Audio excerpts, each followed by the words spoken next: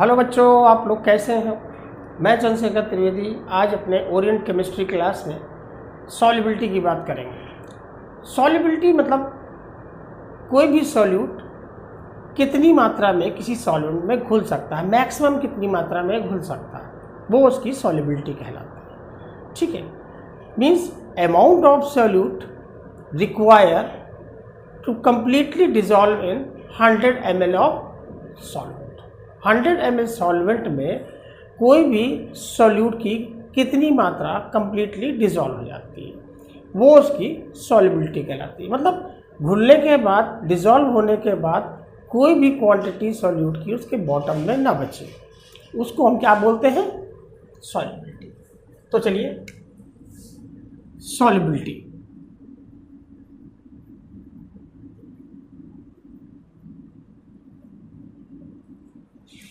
तो सॉल्युबिलिटी की क्या डिफिनीशन निकली कि amount of solute required to completely dissolve in 100 ml of solvent.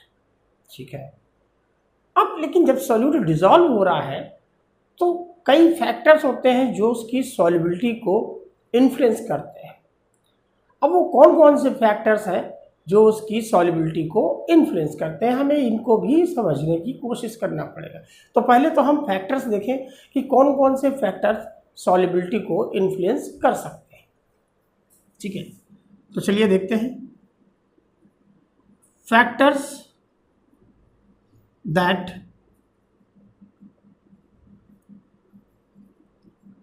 Influence the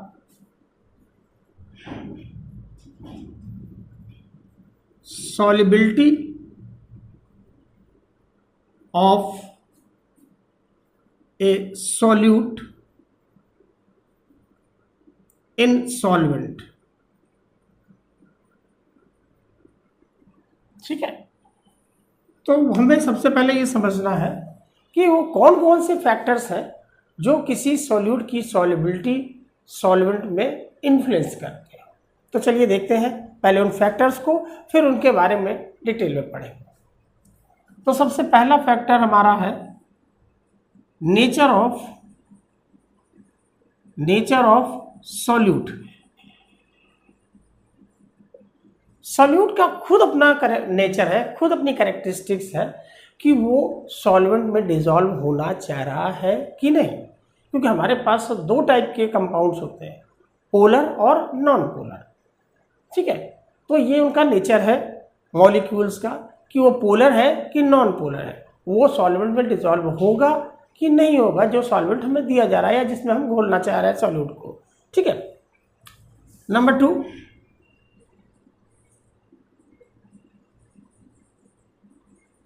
nature of solvent. दूसरा इंपॉर्टेंट फैक्टर हमारा है नेचर ऑफ सॉल्वेंट। सॉल्वेंट का नेचर भी दो टाइप में पाया जाता है, पोलर और नॉन पोलर। ठीक है, तो वो भी उतना ही रोल प्ले करता है कि वो सॉल्यूट को अपने में डिसॉल्व करना चाह रहा है या नहीं। ठीक है ना, इसको भी हम लोग आगे देखेंगे। Number 3, temperature.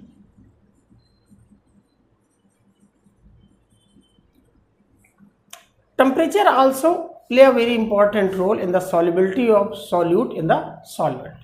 solute की solvent में solubility पर टेम्परेचर एक काफ़ी इंपॉर्टेंट रोल प्ले करता है। ठीक है, क्योंकि हमारे पास 3 टाइप के सोल्यूशन हैं, सॉलिड सोल्यूशन, लिक्विड सोल्यूशन और गैसियस सोल्यूशन। ठीक है, तो अलग अलग टाइप के, अलग अलग नेचर के जो सोल्यूशंस हैं 3 टाइप्स के, उनमें टेम्परेचर का अलग अलग रोल है। इसको भी हम लोग आगे इनको एक एक करके बात करेंगे। 4th number, pressure. Pressure also play a very important role in the solubility of solute in the solvent according to the type of solution, whether the solution is solid, liquid और गैसियस। इसकी भी हम लोग आगे बात करेंगे। अब ठीक है, ये हमारे फैक्टर्स हो गए, 4 फैक्टर्स हैं जो किसी भी सॉल्यूट की सॉल्युबिलिटी को इन्फ्लुएंस करते हैं। अब हमें ये देखना है कि हमारा सोल्यूशन किस टाइप में बन रहा है। तो एक तो होता है सॉलिड डिजॉल्व इन लिक्विड, दूसरा होता है गैस डिजॉल्व इन लिक्विड। ठीक है, तो चलिए देखते हैं। सबसे पहले हम लोग देखते हैं first one, when solid dissolve in liquid, solid dissolve in liquid। अब जब हम सॉलिड डिजॉल्व इन लिक्विड में देखते हैं, अब इसके अंदर हम इन चारों फैक्टर्स को देखेंगे कि जब हम किसी सॉलिड को किसी लिक्विड सॉल्वेंट में डिजॉल्व कर रहे हैं तो इन फैक्टर्स का क्या रोल है। ठीक है, तो सबसे पहले देखते हैं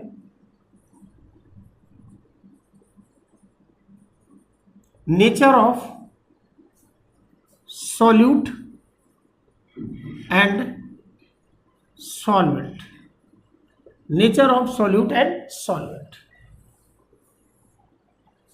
तो देखिए, आप लोगों ने बहुत आसानी से देखा होगा कि नमक कॉमन सॉल्ट को हम पानी में डिजॉल्व करते हैं, बड़े आसानी से वो डिजॉल्व हो जाता है। ठीक है, कोई दिक्कत नहीं। लेकिन अगर हम नेफ्थलीन बॉल्स को फाइनली पाउडर करके और अगर हम उसे पानी में डिजॉल्व करें तो हम देखेंगे कि वो पानी में डिजॉल्व नहीं हो रहे। क्यों नहीं हो रहे, ये भी अभी बात करेंगे। ठीक है, इसकी जगह अगर हम नेफ्थलीन बॉल्स को बेंजीन में डालें तो वो कंप्लीटली डिजॉल्व हो जाती है, और अगर हम कॉमन सॉल्ट को बेंजीन से में डालें तो वो डिजॉल्व नहीं होता।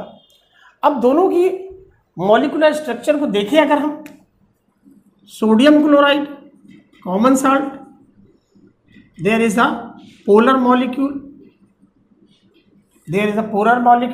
And naphthalene balls, naphthalene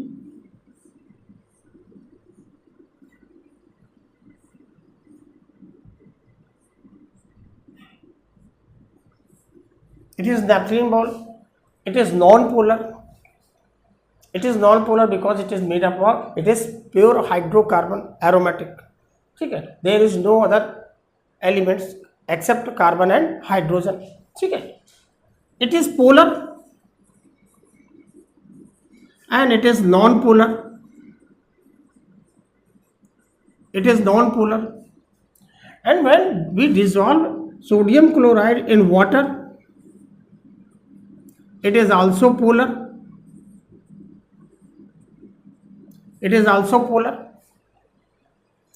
And when we dissolve naphthalene in benzene, benzene also non-polar. Benzene also non-polar because benzene is also pure hydrocarbon made up of carbon and hydrogen. ठीक है, it means जो बात निकल के सामने आई क्या कि polar dissolve in polar and non-polar dissolve in non-polar. Polar cannot be dissolved in non-polar and non-polar cannot be dissolved in polar. बात समझ में आई ना? क्या कि polar solute can dissolve in polar solvent and non-polar solute can dissolve in non-polar solvent. ठीक है, it means like dissolve in like. अगर solute polar है तो वो पोलर सॉल्वेंट में ही डिजॉल्व होगा। अब उसमें पोलरिटी कितनी ज़्यादा है उस हिसाब से उसकी सॉल्युबिलिटी होगी। ठीक है, अगर पोलरिटी बहुत ज़्यादा है और सॉल्वेंट भी हमारा अच्छा पोलर है तो वो कंप्लीटली डिजॉल्व हो जाएगा। अगर पोलरिटी कम है तो वो पार्शली डिजॉल्व होगा, पोलरिटी बिल्कुल नहीं है तो वो बिल्कुल भी नहीं डिजॉल्व होगा। ठीक है, ओके, तो ये बात हो गई कि like dissolve in like, polar solute dissolve in polar solvent, non polar solute dissolve in non polar solvent. चलिए, ये बात क्लियर हो गई। अब इसी के अंदर हमारी एक दो टॉपिक छोटे छोटे एनसीईआरटी ने और ऐड किए हैं। Dissolution, what is a dissolution? Dissolution means, इसको अगर हम समझना चाहें तो when we drop 1 teaspoon common salt in a glass of water. जैसे हम एक गिलास पानी में 1 टीस्पून कॉमन सॉल्ट डालते हैं, तो ऐसा तो नहीं कि डाला और वो गायब पानी में, नहीं, वो धीरे धीरे घुलता है।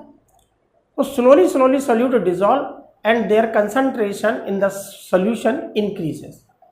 जैसे जैसे वो डिजॉल्व होता जाएगा, अब सोडियम क्लोराइड के मॉलिक्यूल जैसे जैसे वाटर के मॉलिक्यूल्स के इंटरमॉलिक्यूलर स्पेस में अपने आप को एडजस्ट करते जाएंगे, वैसे वैसे सोडियम क्लोराइड का कंसंट्रेशन सोल्यूशन में बढ़ता जाएगा। यानी कंसंट्रेशन में वैसे वैसे वो सोल्यूशन जो है नमकीन होता जाएगा, साल्टी होता जाएगा।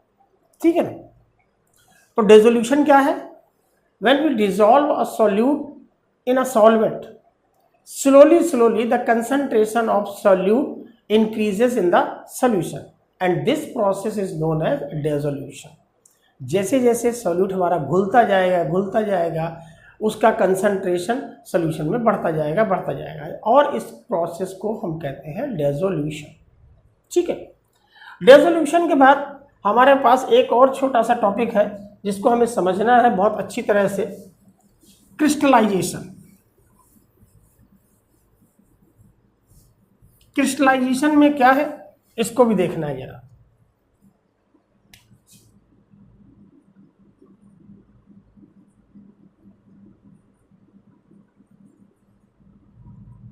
Crystallisation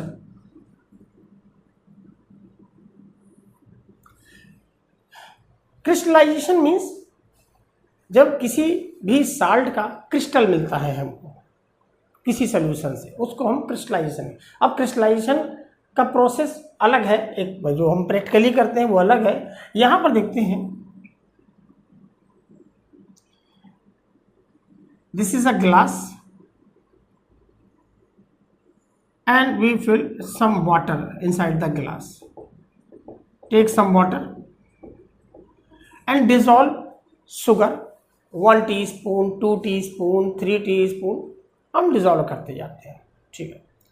and finally we reach a stage when no sugar dissolve, some sugar floating on the bottom, sorry settle down at the bottom and it is not dissolving. कुछ शुगर बॉटम में बैठ गई है, अब हम कितना भी शेक कर रहे हैं लेकिन वो शुगर डिसॉल्व नहीं हो रहे। ठीक है।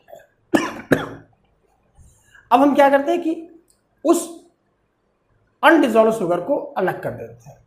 ठीक है। अब इसमें हमारी इस सोल्यूशन में शुगर की एक भी मात्रा नहीं डिसॉल्व हो रही। ठीक है। हमारे पास 2 टाइप की शुगर होती है, क्योंकि हमारे पास 2 टाइप के कार्बन है, 6C12 normal carbon and 6C14 radioactive carbon. Carbon है, because number of electron same है तो केमिकल प्रॉपर्टीज भी सेम होंगी, some physical properties will vary. अच्छा ठीक है। अब यहां पर क्या होता है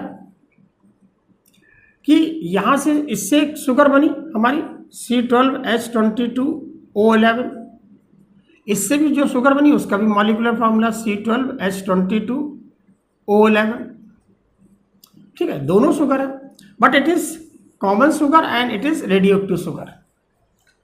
हमने जो सोल्यूशन बनाया वो कॉमन शुगर का बनाया और जो शुगर डिसॉल्व नहीं हो रही थी उसको हमने अभी सेपरेट कर दिया।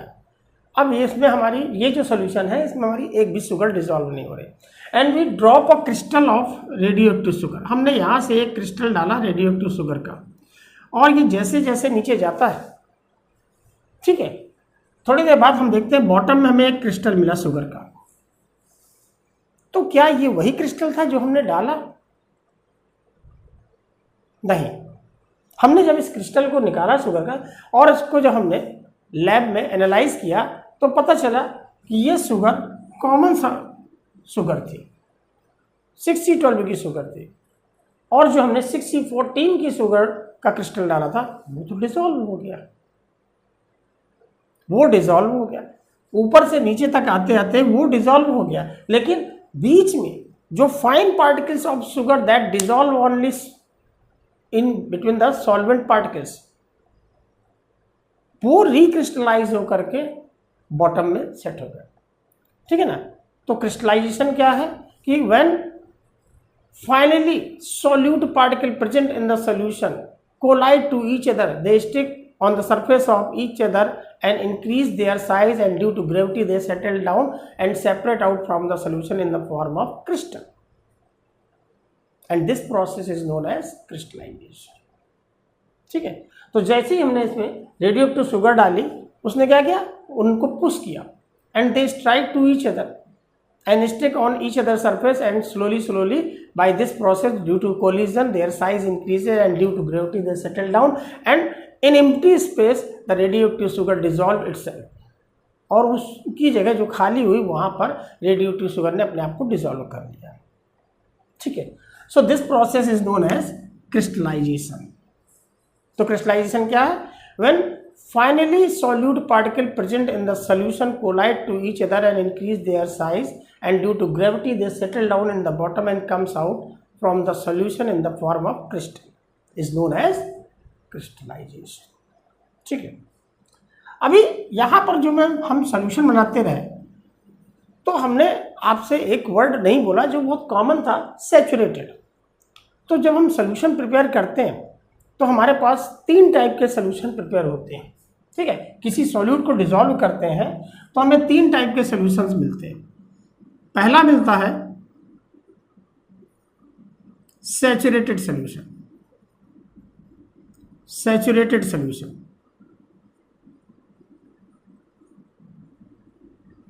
दूसरा मिलता है अनसैचुरेटेड सॉल्यूशन. Unsaturated solution. तीसरा मिलता है super saturated solution. Super saturated solution. अब देखिए यहाँ पर हमें 3 टाइप के सॉल्यूशंस हैं, 3 कैटेगरी हैं जब भी हम किसी सॉल्यूट को सॉल्वेंट में डिसॉल्व करते हैं. सैचुरेटेड सॉल्यूशन जिसकी बात अभी हम कर रहे थे, when we dissolving the solute more and more quantity inside the solvent, and we reach a stage when there is no more solute is dissolved. हम ऐसी स्टेज पर आ जाते हैं जब उसके अंदर और सॉल्यूट डिसॉल्व नहीं होता है. ठीक है, and such type of solutions are called saturated solution. तो सैचुरेटेड सॉल्यूशन की सिंपल सी डिफिनीशन है, those solution are said to be saturated in which no more solute can be dissolve. जिनमें और सॉल्यूट डिसॉल्व ना हो उसे हम क्या कहते हैं, सैचुरेटेड सॉल्यूशन. ठीक है, अनसैचुरेटेड सॉल्यूशन. अनसैचुरेटेड सॉल्यूशन मतलब कि ऐसे सॉल्यूशन जिसमें और सॉल्यूट डिसॉल्व हो सकता हो. अब कितना और हो सकता है वो अलग बात है. ठीक है, सैचुरेटेड मीन सैचुरेटेड. अब मान लीजिए हमने 1 लीटर वाटर में हमने 1 टीस्पून डाल दिया, तो वो भी अनसैचुरेटेड सॉल्यूशन. हमने उसमें 50 ग्राम शुगर डाल दी, वो भी अनसैचुरेटेड सॉल्यूशन, अगर उसमें और शुगर डिसॉल्व हो सकती है. ठीक है ना. तो unsaturated solutions are those solution in which more solute can be dissolve. Sugar हो या कॉमन सॉल्ट हो, कोई भी हो, तो more solute can be dissolve. Okay, third number super saturated solutions. Super saturated solutions are those solution in which more solute dissolve inside the solvent by changing their conditions. Changing conditions, भाई किसी भी solute की solubility के लिए कुछ ना कुछ तो कंडीशंस होती हैं. ठीक है, अब जब हम यहाँ पे सॉलिड की बात कर रहे हैं, किसकी बात कर रहे हैं, सॉलिड की. ठीक है, सॉलिड डिसॉल्व इन लिक्विड. तो सॉलिड डिसॉल्व इन लिक्विड में हमारा टेम्परेचर बहुत बड़ा इफेक्ट करता है. टेम्परेचर हमारा बहुत बड़ा इंपॉर्टेंट रोल इफेक्ट करता है. तो अगर जैसे हम when we are dissolving sugar in the water, जब हम शुगर को वाटर में डिसॉल्व कर रहे होते हैं, ठीक है ना, तो अगर हम टेम्परेचर इंक्रीज करते हैं तो वाटर मॉलिक्यूल्स का मोशन बढ़ जाता है और उनके बीच में स्पेस बढ़ने लगता है, और जहाँ पर और शुगर के मॉलिक्यूल अपने आप को एडजस्ट कर लेते हैं. एक्सेस सैचुरेटेड के बाद और स्पेस बढ़ जाता है, because kinetic energy of the water molecule increases and they moving very fastly, so intermolecular space increases, due to which finally solute particle like sugar adjust themselves. तो टेम्परेचर बढ़ाने पर और सॉल्यूट डिसॉल्व हो जाता है. ठीक है, और ऐसे सॉल्यूशंस हमारे सुपर सैचुरेटेड सॉल्यूशंस कहलाते हैं. ठीक है। जब हम कंडीशन को थोड़ा सा चेंज करते हैं, टेम्परेचर को बढ़ाते हैं, सॉलिड के केस में, सॉलिड डिजॉल्व इन लिक्विड में टेम्परेचर बढ़ाते हैं तो सॉल्यूट की सॉल्युबिलिटी बढ़ जाती है, ठीक है। तो ये हमारे कहलाते हैं सुपर सैचुरेटेड सॉल्यूशन। और जब हम टेम्परेचर उनका नॉर्मल आता है, they comes out in the form of crystal, वो अपने आप क्रिस्टल के फॉर्म में किनारे किनारे दिखने लगते हैं, क्योंकि वाटर मॉलिक्यूल जब अपनी स्पेस पर आते हैं तो वो उनको किक आउट कर देते हैं, बाहर कर देते हैं, ठीक है। And they deposited in the form of crystals, ठीक है। ये आपने अपने घरों में देखा भी होगा, जब शुगर सिरप बनता है, चाशनी वगैरह बनती है, तो उसमें देखते हैं कि वो जो एक्सेस शुगर होती है, क्योंकि उस समय पानी को गर्म किया जाता है, वाटर को गर्म बॉयल किया जाता है और उसमें शुगर डिजॉल्व की जाती है, और जब वो कूल डाउन होती है तो किनारे किनारे शुगर डिपॉजिट होने लगती है, ठीक है। ओके, एंड नाउ तो ये बात हो गई हमारी nature of solute and nature of solvent. उसके अंदर बात हो गई हमारे डेजोल्यूशंस की, क्रिस्टलाइजेशंस की और टाइप्स ऑफ सॉल्यूशंस की, ठीक है। इतने टॉपिक की हमारी बात हो गई। अब हमारा आता है तीसरा कंपोनेंट इसके अंदर का, टेम्परेचर। अब हम जरा टेम्परेचर को देखते हैं। टेम्परेचर को आप लोग बहुत आसानी से समझ लेंगे। देखिए, जब भी किसी सॉल्यूट को सॉल्वेंट में डिसॉल्व किया जाता है तो दो प्रोसेस की संभावना होती है। या तो सॉल्यूट डिसॉल्व करते समय एनर्जी एवॉल्व होगी, एनर्जी निकलेगी, या वो एनर्जी एब्जॉर्ब करेगा, ठीक है। दो प्रोसेस होते हैं, ठीक है ना। जब हम सॉल्यूट को, when solute, solid solute, solute कैसा है, सॉलिड, डिसॉल्व इन सॉल्वेंट, और सॉल्वेंट हमारा कैसा है, लिक्विड, लिक्विड। जब हम डिसॉल्व करते हैं तो यहां पर दो प्रोसेस की संभावना है। पहली, आइदर एनर्जी एवॉल्व, वो एनर्जी निकाल रहा है, सॉल्यूट को डिसॉल्व करने पर सॉल्यूशन का टेम्परेचर थोड़ा सा क्या हो रहा है, इंक्रीज हो रहा है, वार्म अप हो रहा है, ठीक है। तो ये कहलाते हैं एक्सोथर्मिक, एक्सोथर्मिक, ठीक है। और दूसरा केस क्या होता है कि जब हम सॉल्यूट को डिसॉल्व करते हैं सॉल्वेंट में तो वो एनर्जी लेता है, सॉल्यूशन का टेम्परेचर डाउन हो जाता है, ठीक है। ये कहलाते हैं हमारे एंडोथर्मिक, एंडोथर्मिक, ठीक है। अब यहां पे समझिए, एक्सोथर्मिक मतलब energy absorb, evolve, energy evolve, ठीक है। और endothermic means energy, energy absorb, ठीक है। अब देखिए, अगर एक्सोथर्मिक सॉल्यूशंस है तो सॉल्यूट को डिसॉल्व करने पर वो एनर्जी दे रहा है, और हम उसकी अगर टेम्परेचर इंक्रीज करें, अगर हमने उसका टेम्परेचर क्या किया, इंक्रीज कर दिया, तो अब वो तो ऑलरेडी एनर्जी दे रहा था और हमने टेम्परेचर भी बढ़ा दिया, ठीक है। तो सॉल्युबिलिटी कहाँ जाएगी, क्या वो और खुलेगा, नहीं, वो टेम्परेचर को मेंटेन करना चाहेगा, टेम्परेचर को मेंटेन करना चाहेगा, तो सॉल्युबिलिटी ऑफ सॉल्यूट डिक्रीजेस। तो अगर हमारे सॉल्यूशन एक्सोथर्मिक है, एक्सोथर्मिक है, तो यहाँ पर टेम्परेचर इंक्रीज करने पर सॉल्युबिलिटी हमारी क्या होगी, घटेगी, सॉल्युबिलिटी डिक्रीज होगी एक्सोथर्मिक केस में।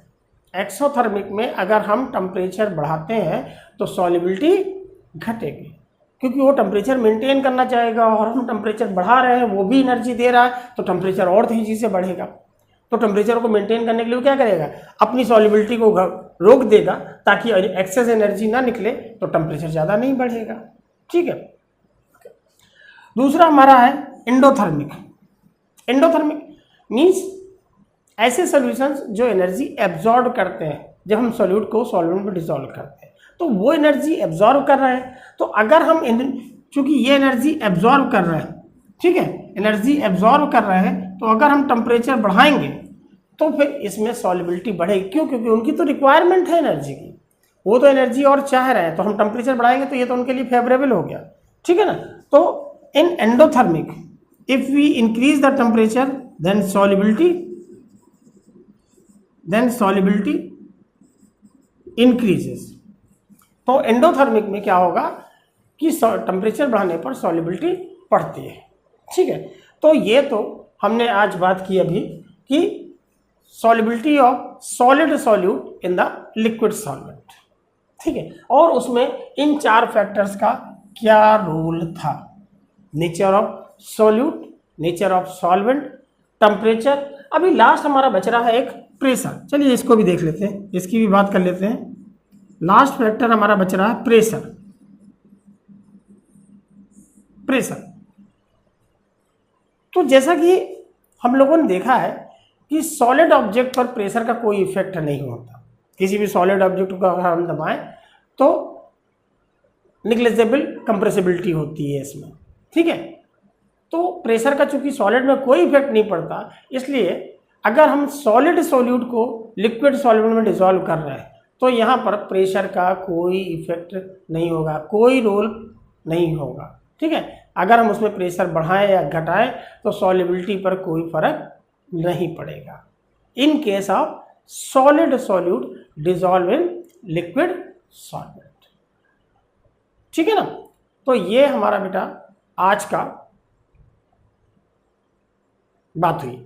अब हम आगे बात करेंगे solubility of gaseous solute in liquid solvent, जिसके अंदर में आएगा हमारा हेनरी लॉ, जो कि बहुत ही इंपॉर्टेंट है। ठीक है, हेनरी लॉ इस चैप्टर का सबसे इंपॉर्टेंट है। इसके बाद हमारा राउल्स लॉ आता है। ठीक है, ये दोनों बहुत ही इंपॉर्टेंट लॉ है। ठीक है, इनको ध्यान से समझना है, ध्यान से पढ़ना है।